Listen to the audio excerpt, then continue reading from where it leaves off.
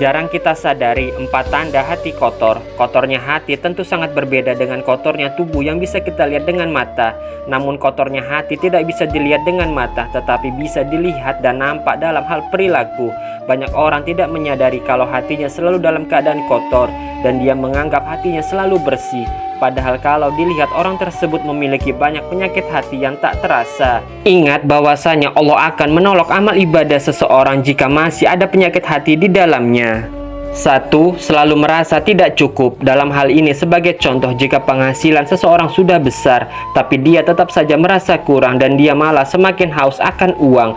Para ulama berpendapat bahwa kenapa hal itu bisa sering terjadi, karena orang tersebut tidak pernah bersyukur atas apa yang Allah berikan kepadanya. Padahal bersyukur adalah obat menyingkirkan penyakit hati. Yang kedua, selalu menyimpan kejelekan orang lain. Penyakit hati ini bisa diibaratkan sebagai penyakit ganas. Jika sudah menyimpan kejelekan seseorang di dalam hati kita, maka hati kita sedang dalam keadaan sangat kotor.